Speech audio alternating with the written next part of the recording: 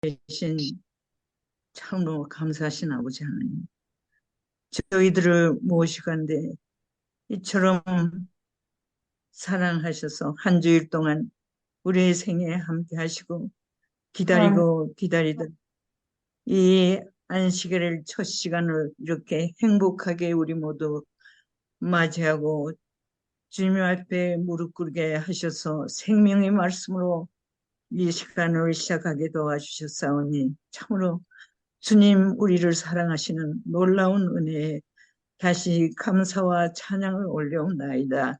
아멘. 주님이시여 한 주일 동안 우리의 삶에 오셔서 우리를 인도하셨지만 우리가 얼마나 둔한 가운데서 주님의 마음을 거스리고 그렇게 한 일이 얼마나 많았었는지 알 수가 없습니다. 주님 모든 부족함과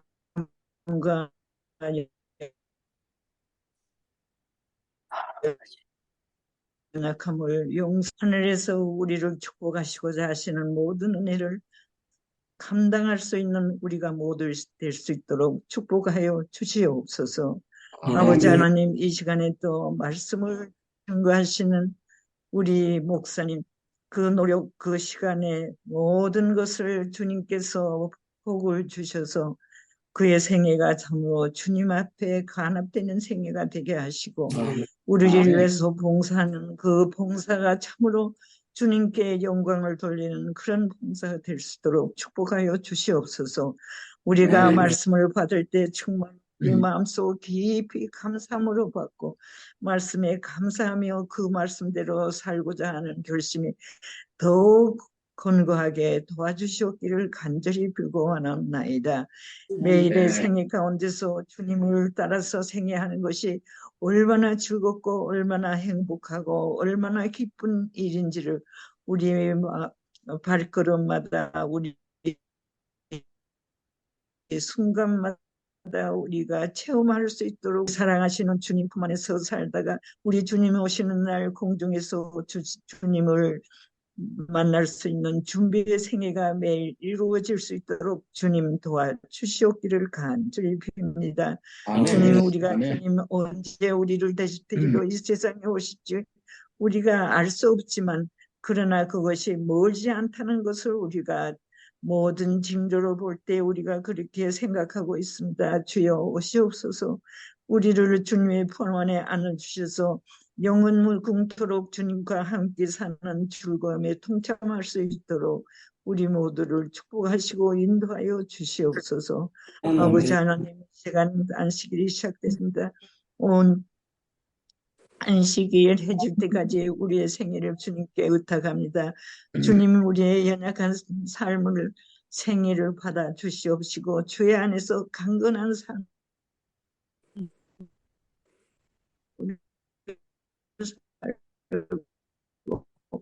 기뻐하 주시옵소서. 주님 기도합니다. 참으로 행복하고 참으로 복되고 참으로 보람된 안식이 될 수 있도록 축복하여 주시옵기를 예수님의 이름으로 간절히 기도드리옵나이다. 아멘. 아멘. 지금은 우리 담임 목사님께서 하나님의 말씀을 대언하시겠습니다. 예, 여러분 한 주간 평안하셨습니까? 예. 하는 이 안식일 주님이 주시는 놀라운 회복과 은혜가 우리 모든 성도님들과 함께 하시기를 바랍니다. 오늘 저는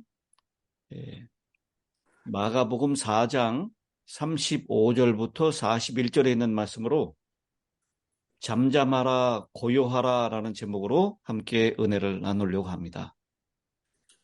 예수님의 공생애의 봉사의 모든 면을 다 표현한 말씀이 한 구절 있다라고 찾아본다면 마태복음 4장 23절에 있는 말씀일 것입니다. 마태복음 4장 23절 예수께서 온 갈릴리에 두루 다니사 그들의 회당에서 가르치시며 천국 복음을 전파하시며 백성 중에 모든 병과 모든 약한 것을 고치시니 그래서 공생애의 주님의 봉사의 모든 면을 이 한 구절에서 다 표현했다라고 얘기할 수 있습니다. 먼저 예수님은 두루 다니셨다라고 했습니다. 비지팅입니다. 방문하시는 거죠. 그 다음에 천국 회당에서 가르치셨다. 티칭입니다. 그리고 천국 복음을 전파하셨다. 이 전도하시는 거죠. 프리칭. 그 다음에 모든 병과 모든 약한 것을 고치셨다. 힐링입니다. 그래서 예수님의 생애의 기록인 사복음서를 읽으면 두루 다니시며 굉장히 많은 기적을 베푸신 것을 우리가 보게 됩니다. 기적을 빼내고 복음서나 예수의 교훈을 이해한다는 것은 불가능한 일입니다. 그분의 공생애의 봉사를 이적을 행하시는 일로 시작하셨습니다. 잘 아시다시피 요한복음 2장의 가나의 결혼잔치에서 물이 포도주로 변하게 되는 기적으로 공생애를 시작하시죠. 그 다음에 그의 공생애의 마지막 역시 요한복음 21장의 갈릴리 바닷가에서 153마리의 물고기를 잡히게 하는 이적으로 그 공생애를 마치셨습니다. 이와 같이 복음은 이적 없이 행사되지도 않았고 이해되지도 않았습니다. 그러므로 중요한 이적의 진정한 의미를 먼저 생각해 보고자 합니다. 성경의 하나님은 행동하시는 하나님이십니다. 특별히 마가복음의 예수님은 부지런히 종처럼 일하시는 모습을 보여주고 있습니다. 태초에 천지를 창조하셨고요. 온 역사를 통하여 인간의 생애에 관여하시고 섭리하시고 죄의 세상에서 구원을 이루시는 이적을, 행동을 하셨습니다. 이 행동은 때로는 자연을 움직이거나 국가를 움직이거나 혹은 개인을 움직이며 이적으로 나타나기도 했습니다.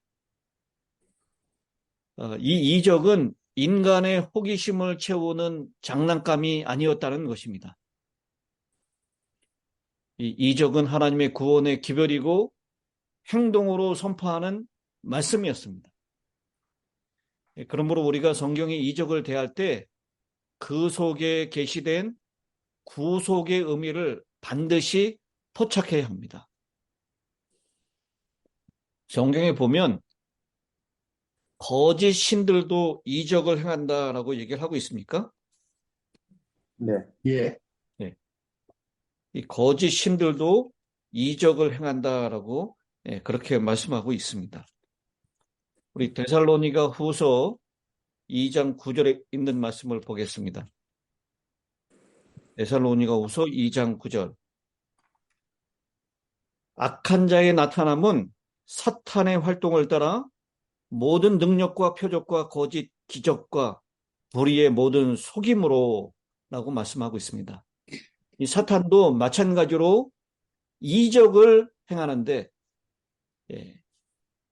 그 거짓 이적이다라고 얘기를 하고 있죠.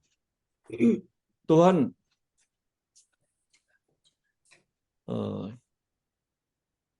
이 이적을 통해서 자신을 높이거나 아니면 재산을 많이 쌓는 도구로 사용되는 것을 보게 됩니다.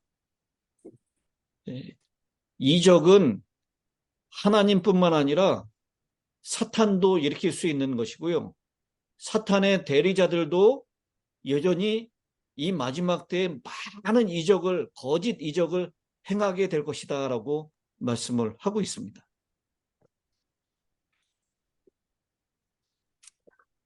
하나님의 이적이 집중되었던 시대를 우리가 성경에서 찾아본다면 모세 시대에 하나님의 이적이 많이 일어났습니다. 그 다음에 선지자 시대로 따진다면 엘리야와 엘리사 시대에 많은 이적이 일어났습니다. 그리고 예수님과 사도 시대에 신약에 기록된 그 시대에 많이 일어났습니다. 사복음서에 기록된 이적이 모두 35번 기록이 되어 있다라고 얘기합니다. 그 중에 자연에 일어난 기적이 5번이고 죽은 자를 살리신 이적이 3번이고 병 고치신 이적이 17번이고 귀신을 쫓아낸 이적이 6번이다라고 분류를 합니다. 그래서 예수님의 이적이 35번인데요. 오늘 우리가 본문으로 선택한 마가복음 4장 35절을 보도록 하겠습니다. 마가복음 4장 35절입니다. 그날 저물 때에 제자들에게 이르시되 우리가 저편으로 건너가자 하시니 물을 떠나 예수를 배에 계신 그대로 모시고 가매 다른 배들도 함께 하더니 큰 광풍이 일어나며 물결이 배에 부딪혀 들어와 배에 가득하게 되었더라.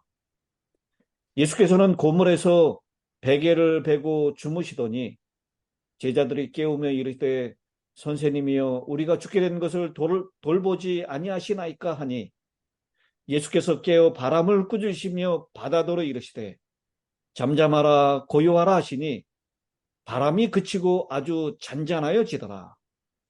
이에 제자들에게 이르시되 어찌하여 이렇게 무서워하느냐 너희가 어찌 믿음이 없느냐 하시니 그들이 심히 두려워하여 서로 말하되 그가 누구에게 바람과 바다도 순종하는가 하였더라.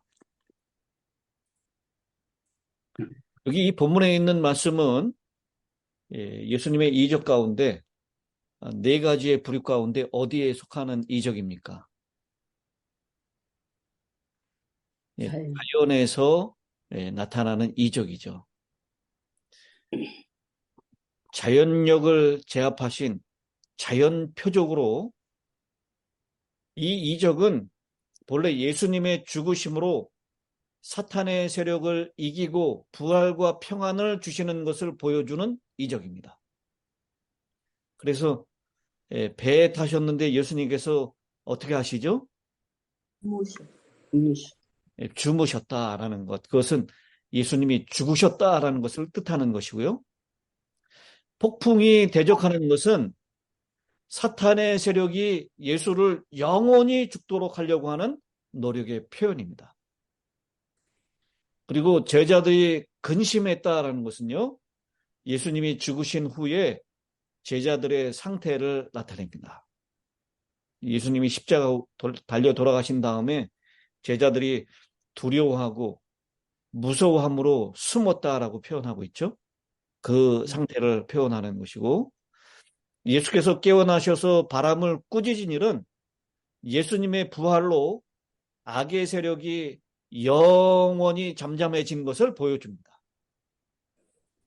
그리고 이 제자들이 예수님이 하나님이심을 깨닫게 된 것, 그것은 예수님이 부활하신 후에 제자들이 진정으로 하나님이신 예수님을 깨닫게 되는 사실을 보여주는 것입니다. 그래서 오늘 이 마가복음 4장 35절부터 41절에 나오는 이 바람과 바다를 잔잔하게 하신 이 사건은 이런 예수님의 죽음 그리고 죽음 이후에 부활하고 그 다음에 평안이 찾아오는 이야기까지 그런 교훈을 우리에게 주고 있는 것입니다. 근데 오늘 우리는 이 근본적인 교훈 외에도 이 이적이 우리의 삶 속에 보여주는 몇몇 교훈들을 함께 이 시간에 살펴보면서 은혜를 나누고자 합니다. 먼저 이 사건이 발생된 배경을 먼저 살펴보면요. AD 29년 두 번째 유월절이 지나고 갈릴리 봉사에 들어간 어느 가을, 그날은 예수님의 생애 가운데 굉장히 바쁘시고 많은 일을 하신 날이었습니다. 이 4장에 보면요. 1절에 이렇게 시작합니다. 예수께서 다시 바닷가에서 가르치시니 큰 무리가 모여들거늘 예수께서 바다에 떠 있는 배에 올라 앉으시고 온 무리는 바닷가 육지에 있더라. 이 예수께서 여러 가지 비유로 가르치시니 그 가르치시는 중에 그들에게 이르시되 하면서 최초의 비유를 말씀하시는데 자신의 사업을 씨 뿌리는 자의 일에 비유하셨습니다. 그리고 당신의 나라의 성장을 겨자씨의 성장으로 표현하셨고 그리고 일정한 양의 가루 속에 넣은 누룩의 영향으로 비유하셨습니다. 그리고 의인과 악인에 대한 큰 최후의 나누어지는 사건을 곡식과 가라지, 고기잡이 그물의 비유로 설명하셨습니다. 그리고 예수님께서 가르치신 진리의 탁월한 귀중성, 귀한 진리인 것을 감추인 보화와 극히 값진 진주의 비유로 예증하시는 동시에 집주인의 비유를 통해서 제자들이 당신의 대리자로서 어떻게 일해야 할 것을 가르쳐 주셨습니다. 이토록 그날은 예수님께서 온종일 가르치시고 특별히 여러 비유를 통해서 말씀하시고 그 다음에 몰려드는 사람들을 치료하시는 일을 하셨습니다. 예수님의 사역이 언제나 몰려드는 사람들로 인해서 바쁘고 힘든 일들을 보내셨지만 더군다나 이 날은 기록되어 있는 대로 참 분주하고 힘든 하루를 보내셨습니다.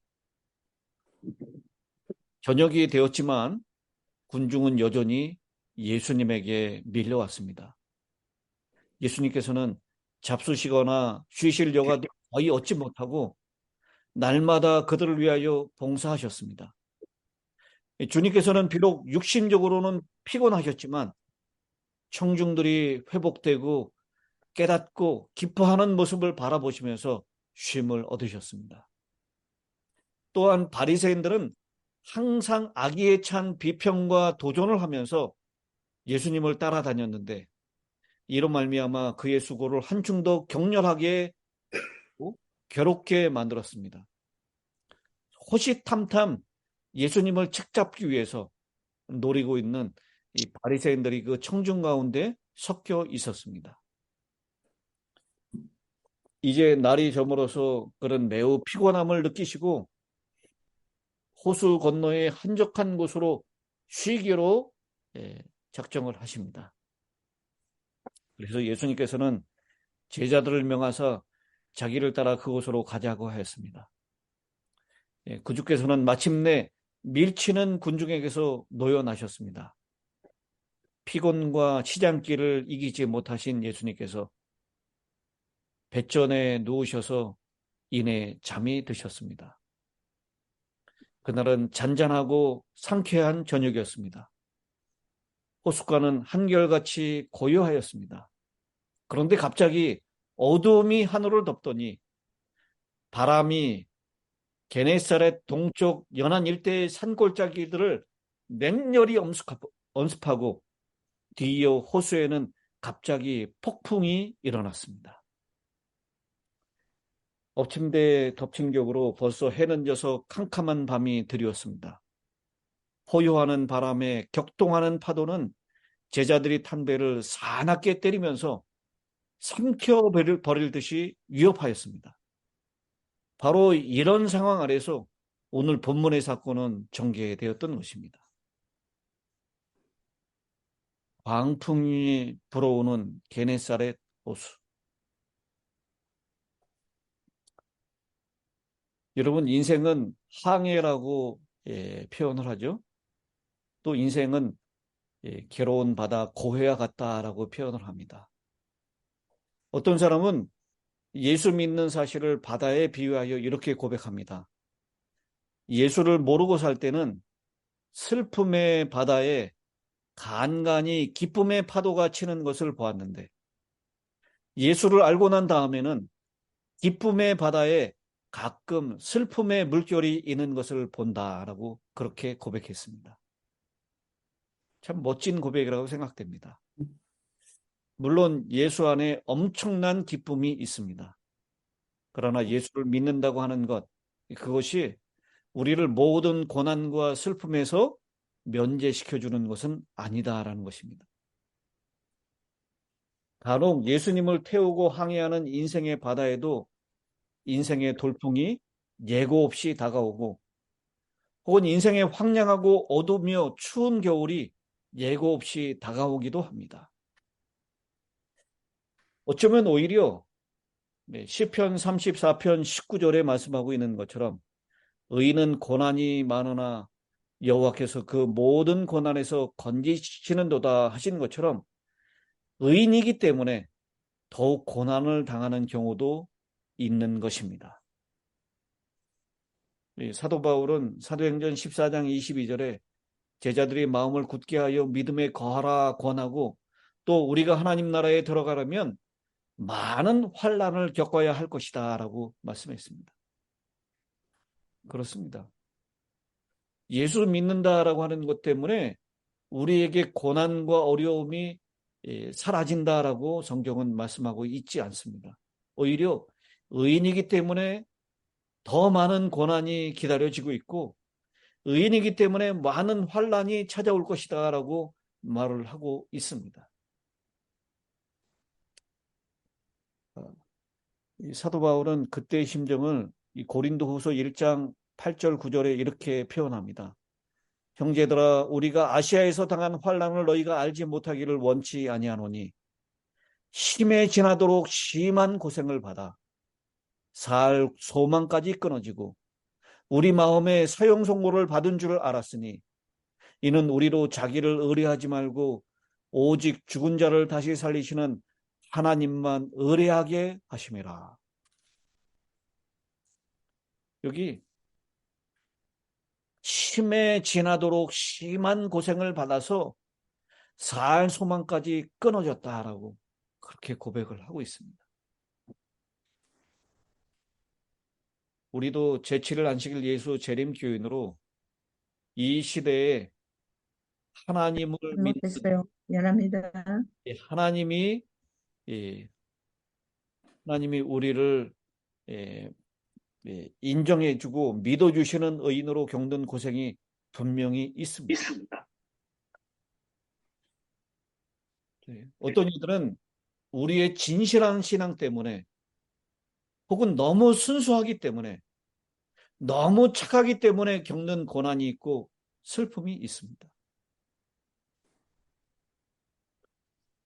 이 세상 사람들이 살펴보면요, 이 모태부터, 특별히 모태부터 재림교인들은요, 참 이렇게 바보 같고 속이기 쉬운 사람들이 없다라고 얘기를 합니다. 이 세상 사람들이 보면 너무 순진한 거예요. 우리 재림교인들이. 속이기가 너무 쉽다는 겁니다. 요새 그 이상한 문자 메시지를 여러분, 우리 미국에 살고 있는 분들도 많이 받을 것입니다. 이 한국에 살고 있는 사람들이 요즘 이제 청첩장을요, 아니면 장례식이 나면 이렇게 부고를, 청첩장을 옛날에는 이렇게 편지로 보냈잖아요. 청첩장 카드를 보내서 우리 아들, 우리 딸 결혼합니다 이렇게 알려놓는데, 요새는 무슨 청첩장을 많이 보내냐면 이 스마트폰 시대에 살고 있기 때문에 모바일 청첩장을 많이 보냅니다. 근데 이 남모르는 사람에게서 모바일 청첩장이 딱 오는 거예요. 몇 월 며칠 어디에서 누구와 누구가 결혼을 합니다. 그러면서 그 밑에다가 이렇게 링크를 하나 보내요. 근데 그 모바일 청첩장에 자기 아는 사람이 분명히 보낼 것이라고 생각하고 자세히 읽어보지만 거기에 이 모바일 청첩장을 보낸 사람의 이름이 나와 있지 않아요. 신랑 누구, 신부 누구의 이름은 나와 있는데 그게 누구의 딸인지 누구의 아들인지를 모르는 겁니다. 그래서 사람들이 이거 내가 실수하지 말아야지라고 생각해서 그 밑에 있는 링크를 탁 클릭하면 이제 이게 누가 보낸 건지 알 수 있을 거라고 생각하고 클릭을 하는 겁니다. 그러는 순간 한국에서 실제로 있었던 일인데요. 7천만 원이 통장에서 빠져나갑니다. 근데 내 통장에 7천만 원이 없잖아요. 근데 어떻게 내 통장에서 7천만 원이 빠져나가냐는 거예요. 근데 그것을 딱 누르는 순간요. 이 스마트폰에 있는 개인 정보를 다 이 사람이 알 수 있게 돼요. 해킹을 하는 겁니다. 그래서 이 사람의 개인 정보를 가지고 인터넷 뱅크에서 7천만 원을 대출하는 거예요. 그러면 그 대출한 7천만 원이 그 사람의 통장으로 들어가요. 그 통장으로 들어감과 동시에 이 7천만 원은 인출돼서 이 해킹한 사람들에게 그 계좌로 옮겨지게 되는 것입니다. 이렇게 해가지고 당한 사람들이 많이 있다 그래요. 심지어는 이게 결혼식 청첩, 모바일 청첩장만 아니라 부고에도 그렇게 사용한다는 거예요. 우리 아버지 몇 살에 이제 잠드셨는데 언제 장례식을 한다고. 근데 그 사람 이름은 써 있지 않는 거예요. 그래서 밑에 있는 링크를 누르면 똑같은 일을 당하는 것입니다.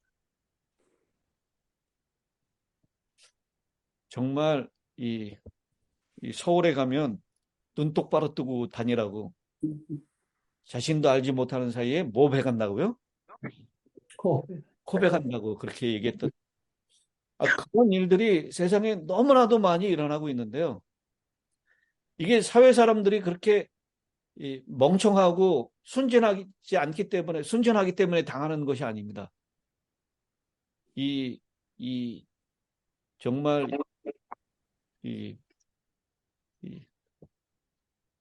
고도로 발달된 그런 테크닉을 가지고 기술력을 가지고 사람들을 속여서 이렇게 어려움에 빠지게 하는 일을 하는 것입니다. 여러분 이메일이나 아니면 문자나 카톡으로 모르는 것들이 나가면 모르는 것들이 나와요. 저도 얼마 전에 이메일을 받았는데요. 뭐 월마트에서 뭘 주문해서 감사하다고 이렇게 왔어요. 제가 주문하지도 않았어요, 분명히. 근데 그거를 링크를 잘못 누르면 또 이 사람들이 심어놓은 그것이 제 스마트폰이나 이 컴퓨터에 깔리게 되는 것입니다. 그러니까 모르는 것이 있으면 열어보지도 마시고 그냥 바로 지워버리셔야 합니다. 우리 재림교인들 너무 순수하기 때문에 너무 착하기 때문에 고난과 슬픔을 많이 겪고 살게 이 세상이 이렇게 악한 세상이 되었습니다. 예수님을 태우고 갔기 때문에 더욱 사단이 일으키는 바람을 맞이했듯이 예수님을 믿기 때문에 겪는 고난과 불행이 있습니다. 그리고 이배에 탄 모든 제자가 함께 고난을 겪었듯이 이 고난은 나만 당하는 것이 아니라 모든 사람이 당하는 고난이고요. 이 환경을 좀 도피하면 괜찮을까라고 하는 생각, 그것은 바른 생각이 아니라는 것입니다. 우리 모두는 누구에게나 그 모습을 달리한 고난과 시험의 태풍이 우리에게 있다라는 것이죠. 우리가 또 기억할 것은 이 땅에 범죄가 시작된 이래로 악의 임금이 활동하는 한 누구나 다 서글픈 삶의 단면과 병들고 찌든 측면과 어두운 구석이 분명히 있다라는 것입니다. 이 땅의 임금 사탄이 정말 하나님의 택하신 자라도 미혹하고 그들을 구원해서 탈락시키기 위해서 마지막 발버둥을 치고 있는 시대에 우리가 살고 있습니다. 그래서 우리가 더욱 주님의 재림을 고대하는 것입니다. 왜냐하면 우리 주님이 재림하시면 이 고난에서 완전히 해방될 수 있기 때문입니다. 아멘. 아무튼 그날 예수님을 태우신 데에 모든 제자들에게 광풍이 몰려왔듯이 우리 그리스도를 믿는 진실한 그리스도인들에게도 이 땅에서 언제든지 사탄이 일으키는 광풍은, 그 태풍은 만날 수 있다라고 하는 그 이야기를 오늘 이 이야기 가운데서 발견할 수 있는 교훈입니다. 두 번째 교훈을 살펴보면요. 이 예수님의 제자들은 아시는 대로 거의 대부분의 생애를 이 호수에서 보낸 건장한 어부들이었습니다. 많은 폭풍을 겪으면서 지금까지 그들의 배를 안전하게 이끌어갈 수 있었습니다. 그리고 저들의 생각에는 바다에서 일어난 문제인 만큼 목수 출신인 예수님보다는 바다 출신인 저희들이 더 전문가일 것이라고 생각을 했습니다. 키를 잡는 솜씨나 노를 젓는 기술이나 돛을 만지는 재간이야말로 둘째가라면 서러울 만큼 이들은 이런 일에 숙련이 돼 있던 것이 사실입니다. 아마도 성경과 예언의 신의 말씀에는 언급이 없지만 이 베드로는 이 폭풍이 일어났을 때 자신의 알통을 자랑해 보였을지도 모릅니다.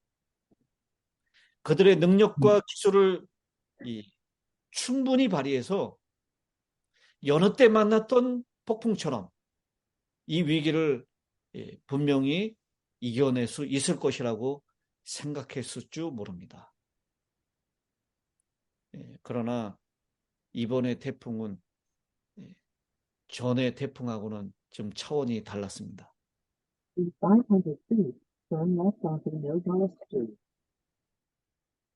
그들은 태풍에 붙들려서 꼼짝할 수가 없었고 배가 물에 차는 것을 보자 이제 그들은 희망을 잃고 말았습니다.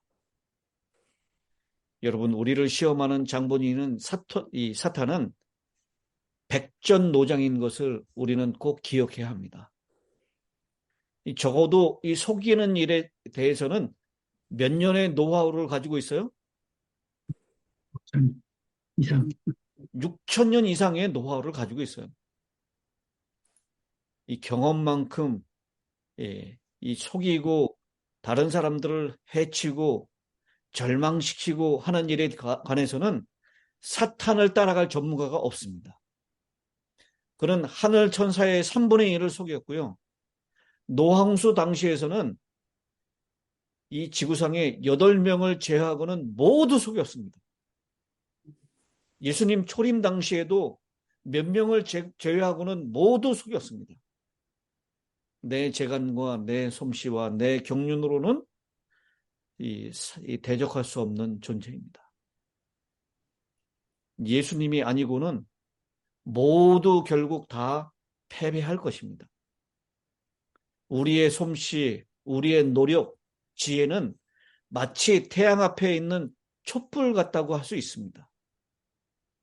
어두움 속에서 촛불은 대단한 빛을 내지만요.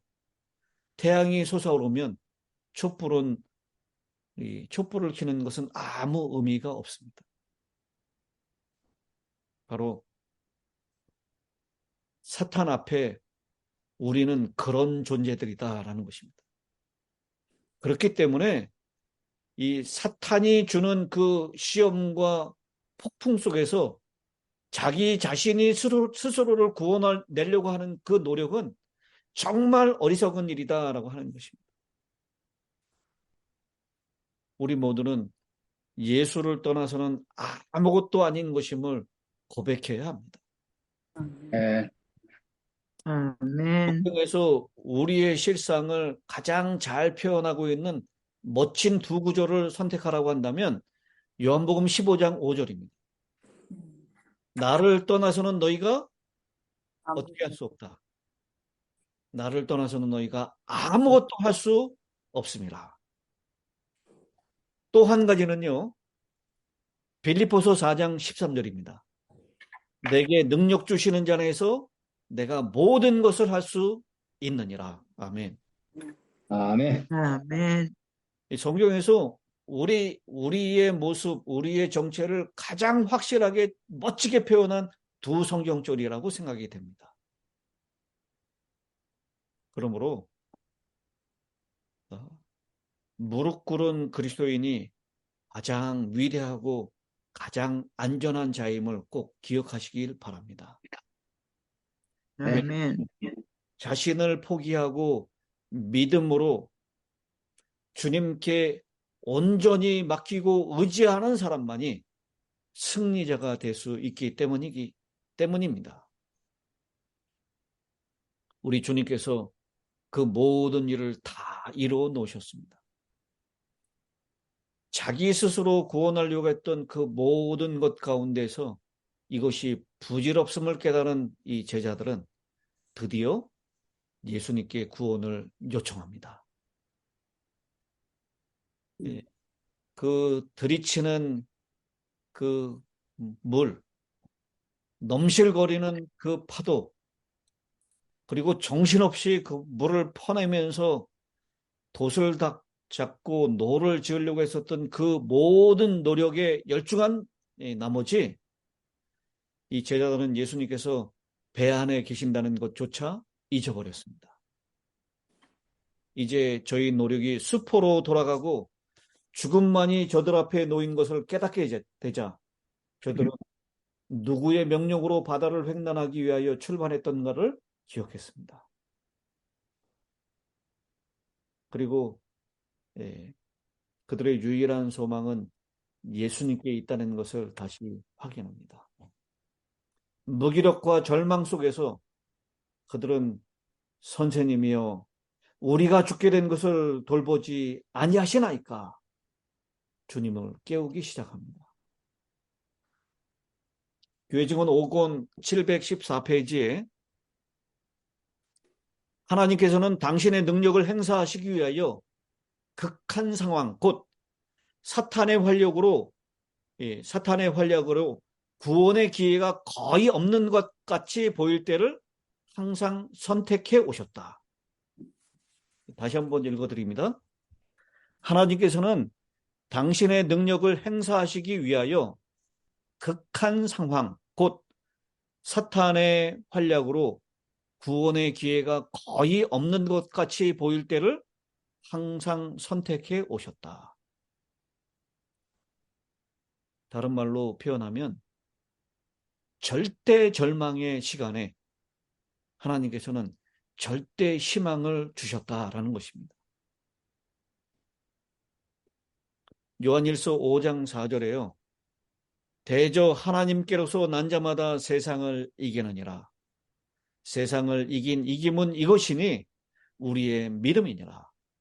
예수께서 하나님의 아들이심을 믿는 자가 아니면 세상을 이기는 자가 누구뇨?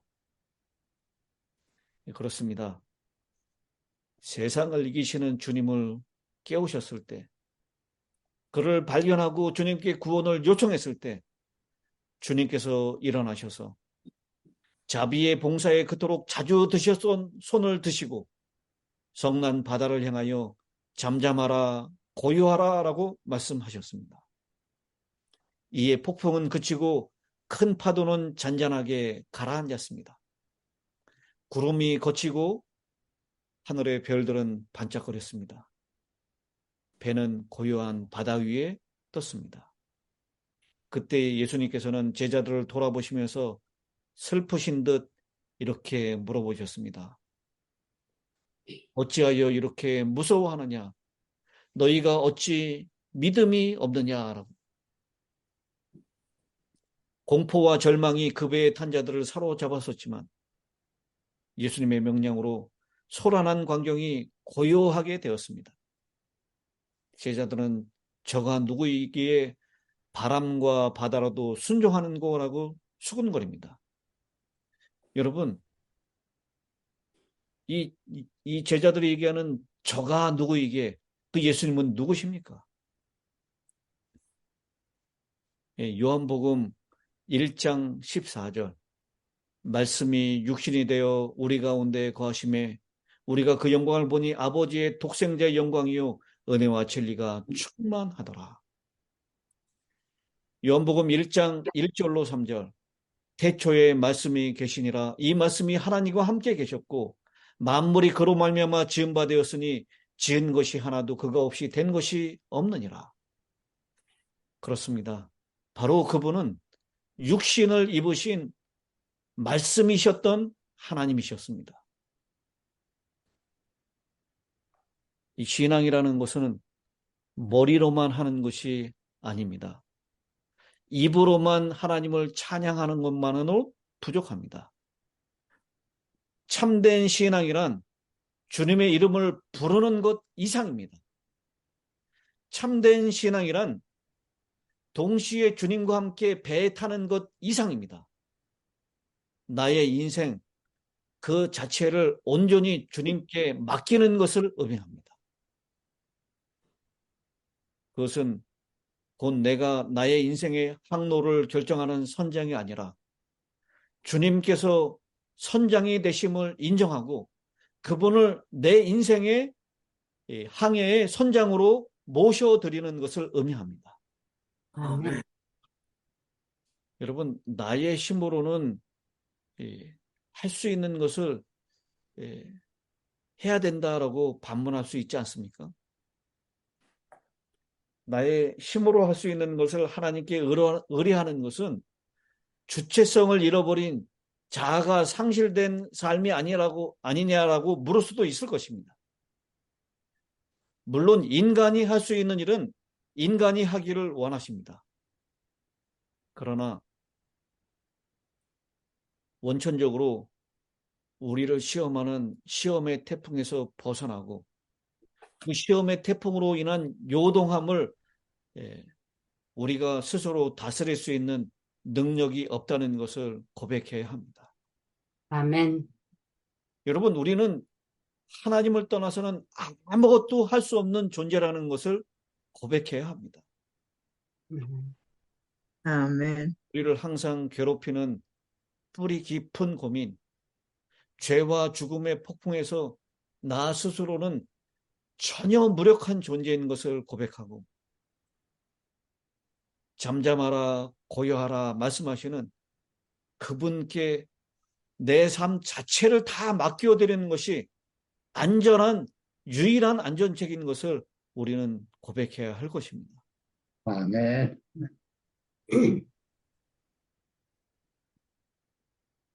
여러분, 앞으로 우리의 삶 가운데 이 마가복음 4장에 있는 정말 죽을 것 같은 그런 태풍이 우리의 교회를, 우리의 가정을, 우리의 이 나라를 강타할지 모릅니다. 정말 침몰할 것 같은데 내 스스로는 아무것도 하지 못하는 그런 시험의 태풍이 몰아오게 될 것입니다. 그때 무엇인가 해보려고 애쓰고 하나님을 잊어버리지 않게 되기를 바랍니다. 아멘. 예수 그리스도를 모신 배에 우리가 타고 있다면 우리는 염려할 것이 없습니다. 우리가 언제나 예수님을 아멘. 깨우셔서 그분이 잠잠하라 고요하라 하시면 그 모든 상황이 다 끝나게 될 것임을 믿으시게 되길 바랍니다. 아멘. 아멘. 우리 오히려 더 큰 걱정은 계속해서 예수님을 주무시게 하는 것일 것입니다. 그런데요, 그 폭풍이 아무리 거세고 사납다 할지라도 예수님을 태우고 가는 배는 결코 침몰하지 않음을 기억하시게 되길 바랍니다. 아멘. 이 폭풍 가운데서도 예수님은 일어나지를 못하고 계속 주무시고 계세요. 여러분, 언제까지 주무실까요? 우리가 기도할 때까지. 참 예수님께서 오늘 이 기록에 보면 깨울 때까지. 뭐라고 얘기하고 있냐면 큰 광풍이 일어나며 물결이 배에 부딪혀 들어와 배에 가득하게 되었더라. 이제 물이 배에 가득하게 찼어요. 이제 퍼내는 속도보다 들이치는 물의 양이 더 많게 됐습니다. 이러면 배는 어떻게 되는 거죠? 가라앉. 이제는 배는 가라앉게 되는 것입니다. 여러분 이상하지 않습니까? 그 상황인데도 예수님께서 그 다음 성경절에 보면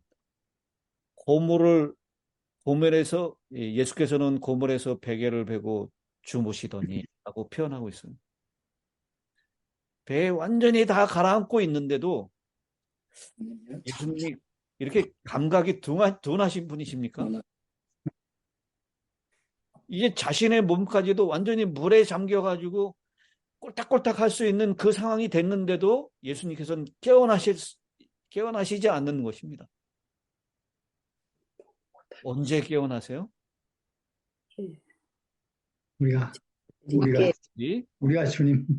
제자들이 주님을 깨울 때, 그때까지 주님께서 기다리십니다. 여러분, 우리를 삼키려고 하는 폭풍 앞에서 어떠한 인간적인 방법이나 노력도 내려놓으시고 주님께 부르짖어 기도하시게 되길 바랍니다. 아멘. 주님, 우리의 가정이 침몰될 직전입니다. 우리를 구원하여 주시기를 어느 때까지 지체하시겠습니까? 우리의 교회가 지금 큰 폭풍 가운데 침몰 직전입니다. 주님, 우리가 죽기까지 그냥 내버려 두시겠습니까? 이 나라가 이제 침몰 직전입니다. 주님, 어찌하시렵니까? 우리는 주무시고 계시는 예수님을 깨워야 합니다. 사랑하는 성도 여러분, 구주 예수님에 대한 산 믿음만이 우리의 인생의 바다를 잔잔케 할 수 있습니다. 네. 저는 우리 모든 믿음의 가족들이 매일 매 순간 이 삶 속에서 이런 것들을 좀 느끼며 살 수 있게 되기를 바랍니다. 요한복음 14장 27절에 있는 말씀입니다. 찾아보겠습니다. 요한복음 14장 27절. 평안을 너희에게 끼치노니 곧 나의 평안을 너희에게 주노라. 내가 너희에게 주는 것은 세상이 주는 것 같지 아니하리라. 너희는 마음에 근심도 말고 두려워하지도 말라. 이 세상을 엄습하고 있는 미친 듯한 광풍 때문에 우리를 근심케 하고 두려워하는 상황 가운데서도 주님께서는 우리에게 평안을 주신다라고 말씀하십니다. 이 평안 우리 모든 성도님들에게 있게 되기를 간절히 축원합니다. 아멘. 또한 15장 11절에 있는 말씀입니다. 내가 이것을 너희에게 이르면 내 기쁨이 너희 안에 있어 너희 기쁨을 충만하게 하려 함이라. 절망 가운데 죽을 것 같은 상황 가운데 우리 주님께서 우리에게 기쁨을 주신다라고 약속하십니다.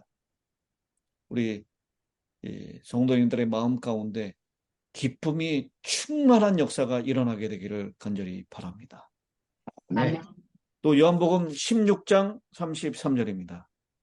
14장, 15장, 16장 이렇게 연달아서 나옵니다. 이것을 너희에게 이르는 것은 너희로 내 안에서 평안을 누리게 하려 함이라. 세상에서는 너희가 환난을 당하나 담대하라. 내가 세상을 이기었노라 하시니라. 오늘 여기 요한복음 14장, 15장, 16장에 연속으로 주님께서 우리에게 주시는 평안과 기쁨과 승리가 우리 모두의 것이 되기를 간절히 바랍니다. 아멘. 이 폭풍처럼 우리를 절망시키고 낙담시키고 죽을 지경까지 내보는 이 사탄의 폭풍이 일어나고 있는 이때 우리 주님을 더 믿고 의지하심으로 주님이 주시는 그런 평안과 기쁨과 승리가 우리 모든 힐탑의 성도님들이 누리시는 성도님들이 되시기를 바라면서 오늘 주님의 마지막 음성으로 오늘 말씀을 마칩니다. 잠잠하라, 고요하라. 아멘. 네. 기도하겠습니다. 하늘에 계시는 자비하신 아버지 하나님, 우리가 예수 믿는 사람이기 때문에 고난과 환난이 면제되지 않습니다. 오히려 예수를 믿기 때문에 그 믿음 때문에 더 큰 환난과 더 큰 괴로움이 우리의 인생에 엄습해오고 있다라고 말씀합니다. 주님과 함께 있는데, 주님을 모시고 있는데도 불구하고 정말 뜻하지 않은 폭풍이 일어나서 우리를 거의 죽을 지경까지, 낙담하고 절망한 순간까지 몰아붙이고 있는 형편입니다. 이럴 때 주무시고 계신 예수님을 깨워야 할 때입니다. 네. 아버지 하나님, 주님을 향하여 산 믿음을 고백하고 주님을 더 붙잡고 의지할 때입니다. 네. 주님 일어나시면 잠잠하라, 고요하라, 그 말씀으로 이 상황은 끝날 줄로 믿습니다. 아멘. 오늘 우리가 처해 있는 환경과 여건 가운데서도 주님께서는 세상에 줄 수 없는 평안을 약속하시고 이 기쁨이 충만할 것을 약속하시며, 평안하라, 내가 세상을 이겨노라라고 했던 그 승리를 저희의 것이 되게 하심을 믿습니다. 아멘. 네. 이 힐탑의 성도님들에게 평안과 기쁨과 승리를 보장하시는 그 주님의 놀라우신 은혜 충만히 경험하는 복된 안식일 될 수 있도록 은혜 허락하여 주시옵소서. 아멘. 우리 예수님의 이름으로 간절히 축원하옵나이다. 아멘. 아멘. 네.